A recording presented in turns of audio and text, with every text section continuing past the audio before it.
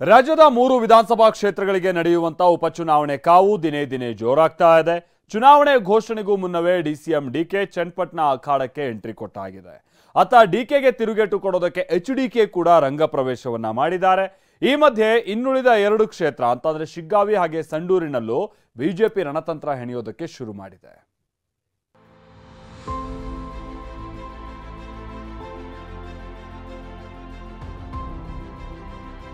ಚನ್ನಪಟ್ಟಣ, ಶಿಗ್ಗಾವಿ, ಸಂಡೂರು ಈ 3 ವಿಧಾನಸಭೆ ಕ್ಷೇತ್ರಗಳು ಮಿನಿ ಕುರುಕ್ಷೇತ್ರದ ಅಖಾಡಗಳಾಗಿ ಬದಲಾಗಿವೆ. ಮಾಜಿ ಸಿಎಂ ಎಚ್ಡಿಕೆ ರಾಜೀನಾಮೆಯಿಂದ ಚನ್ನಪಟ್ಟಣ, ಮತ್ತೊಬ್ಬ ಮಾಜಿ ಸಿಎಂ ಬಸವರಾಜ ಬೊಮ್ಮಾಯಿ ರಾಜೀನಾಮೆಯಿಂದ ಶಿಗ್ಗಾವಿ, ತುಕಾರಾಂ ರಾಜೀನಾಮೆಯಿಂದ ಸಂಡೂರು ಈ 3 ಕ್ಷೇತ್ರಗಳಿಗೆ ಉಪಚುನಾವಣೆ ನಡೆಯಲಿದೆ. ಈ 3 ಕ್ಷೇತ್ರಗಳಲ್ಲೀಗ ಚನ್ನಪಟ್ಟಣ ಹೈ ವೋಲ್ಟೇಜ್ ಕ್ಷೇತ್ರವಾಗಿದೆ.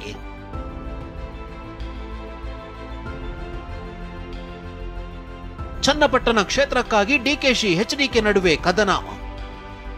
ಹೌದು, ಚನ್ನಪಟ್ಟಣ ಕ್ಷೇತ್ರದಿಂದ ಡಿಸಿಎಂ ಡಿಕೆ ಸ್ಪರ್ಧೆ ಮಾಡ್ತಾರೆ ಎನ್ನಲಾಗಿದೆ. ಇದಕ್ಕೆ ಇಂಬು ಕೊಡುವಂತೆ ಕಳೆದ ವಾರವಷ್ಟೇ ಚನ್ನಪಟ್ಟಣದಲ್ಲಿ ರೌಂಡ್ಸ್ ಹಾಕಿದ್ದ ಡಿಸಿಎಂ ಡಿಕೆ ಇಂದು ಮತ್ತೆ ಚನ್ನಪಟ್ಟಣ ಸೇರಿದಂತೆ ಸುತ್ತಲಿನ ಹಳ್ಳಿಗಳಲ್ಲಿ ಜನಸ್ಪಂದನ ಕಾರ್ಯಕ್ರಮ ಆಯೋಜಿಸಿದ್ದಾರೆ. ಚನ್ನಪಟ್ಟಣದ ವ್ಯಾಪ್ತಿಯ ಹುಣಸನಹಳ್ಳಿ, ಅಕ್ಕೂರು, ಬಾಣಗಹಳ್ಳಿ, ಇಂಗಲೂರು, ಹಾರಗೊಪ್ಪ ಗ್ರಾಮಗಳಿಗೆ ಭೇಟಿ ನೀಡುತ್ತಿದ್ದಾರೆ. ಡಿಸಿಎಂ ಡಿಕೆಗೆ ಸಚಿವ ರಾಮಲಿಂಗಾರೆಡ್ಡಿ ಸಾಥ್ ನೀಡಿದ್ದಾರೆ. ನಾನು ಇಲ್ಲಿಗೆ ಚನ್ನಪಟ್ಟಣ ಬಿಟ್ಟು ಹೋಗೋನಲ್ಲ, ನಿಮ್ಮ ಜೊತೆ ಇರೋನು, ನಿಮ್ಮ ಬದುಕಿನಲ್ಲಿ ಬದಲಾವಣೆಯನ್ನು ತರೋನು.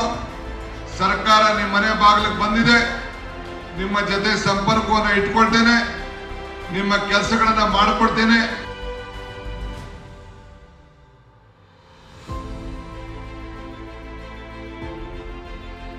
ಅತ್ತ ಡಿಸಿಎಂ ಡಿಕೆ ಚನ್ನಪಟ್ಟಣ ಅಖಾಡಕ್ಕೆ ಇಳಿದಿದ್ರೆ, ಇತ್ತ ತಮ್ಮ ಕ್ಷೇತ್ರ ಕೈತಪ್ಪದಂತೆ ನೋಡಿಕೊಳ್ಳೋಕೆ ಕೇಂದ್ರ ಸಚಿವ ಎಚ್ಡಿಕೆ ಮೆಗಾ ಪ್ಲಾನ್ ಮಾಡಿದ್ದಾರೆ. ನಿನ್ನೆ ಚನ್ನಪಟ್ಟಣದಲ್ಲಿ ಕಾರ್ಯಕ್ರಮದಲ್ಲಿ ಭಾಗವಹಿಸಿದ್ದ ಎಚ್ಡಿಕೆ, ನಮ್ಮಲ್ಲಿ ಯಾವುದೇ ಭಿನ್ನಾಭಿಪ್ರಾಯವಿಲ್ಲ, ಒಟ್ಟಾಗಿ ಕೂತು ಅಭ್ಯರ್ಥಿ ಆಯ್ಕೆ ಮಾಡ್ತೀವಿ ಎಂದಿದ್ರು. ನಿಮ್ಮನ್ನ ಪ್ರೀತಿಯಿಂದ ನೋಡ್ಕೊಳ್ಳಂತವ್ರು ಯೋಗೇಶೇ ಅಭ್ಯರ್ಥಿ ಆಗಬಹುದು, ಇಲ್ಲ ಜನತಾದಳದಿಂದಲೇ ಅಭ್ಯರ್ಥಿ ಆಗಬಹುದು. ನಾವು ತೀರ್ಮಾನ ಮಾಡ್ತೀವಿ, ನಮ್ಮಲ್ಲಿ ಯಾವ ಕಾರಣಕ್ಕೂ ಒಡಕ್ ಬರಲ್ಲ.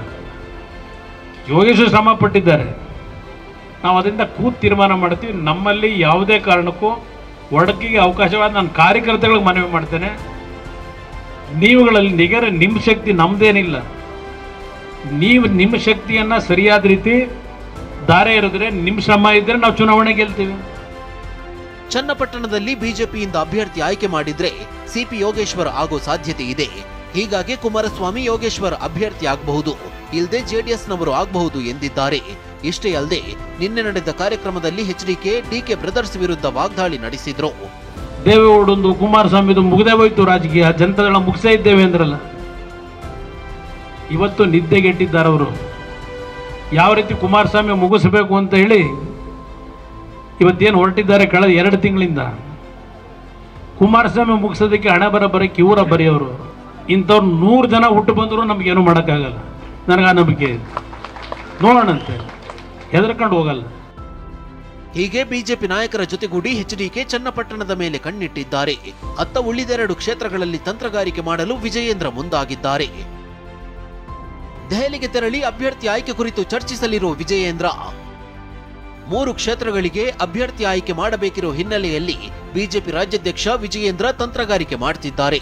ಬೈ ಎಲೆಕ್ಷನ್ ಸ್ಪೆಷಲಿಸ್ಟ್ ಅಂತಾನೆ ಫೇಮಸ್ ಆಗಿರೋ ವಿಜಯೇಂದ್ರ ಈ ಉಪಚುನಾವಣೆಯಲ್ಲಿ ಹೇಗೆ ಪ್ಲಾನ್ ಮಾಡ್ತಾರೆ ಅನ್ನೋ ಕುತೂಹಲವೂ ಇದೆ. ಈ ವಾರದಲ್ಲೇ ದೆಹಲಿಗೆ ತೆರಳಿ ಅಭ್ಯರ್ಥಿ ಆಯ್ಕೆ ಕುರಿತು ಹೈಕಮಾಂಡ್ ಜೊತೆ ಚರ್ಚೆ ನಡೆಸಲಿದ್ದಾರೆ.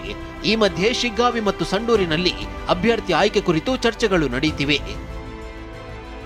ಶಿಗ್ಗಾವಿ ಕ್ಷೇತ್ರದಲ್ಲಿ ಅಭ್ಯರ್ಥಿ ಆಯ್ಕೆ ಬಗ್ಗೆ ಜೋರಾದ ಚರ್ಚೆ ನಡೆಯುತ್ತಿದೆ. ತಮ್ಮ ಪುತ್ರ ಭರತ್ಗೆ ಟಿಕೆಟ್ ಕೊಡಿಸಲು ಬೊಮ್ಮಾಯಿ ಪ್ರಯತ್ನ ಮಾಡ್ತಿದ್ದಾರೆ. ಆದರೆ ಕಳೆದ ಬಾರಿ ಜೆಡಿಎಸ್ನಿಂದ ಸ್ಪರ್ಧಿಸಿದ್ದ ಶಶಿಧರ್ ಎಲಿಗಾರ್ ಕೂಡ ಈ ಬಾರಿ ಆಕಾಂಕ್ಷಿಯಾಗಿದ್ದಾರೆ. ಇನ್ನು ಮಾಜಿ ಶಾಸಕ ಅರುಣ್ ಕುಮಾರ್ ಪೂಜಾರ್, ಶ್ರೀಕಾಂತ್ ದುಂಡಿಗೌಡರ್ ಮತ್ತಿತರ ಹೆಸರು ಚರ್ಚೆಯಲ್ಲಿ ಇವೆ. ಆದರೆ ಕ್ಷೇತ್ರದಲ್ಲಿ ಬೊಮ್ಮಾಯಿ ಹೇಳಿದವರೇ ಅಭ್ಯರ್ಥಿಯಾದ್ರೆ ಗೆಲುವು ಸುಲಭ ಅನ್ನೋ ಲೆಕ್ಕಾಚಾರ ನಡೆಯುತ್ತಿದೆ.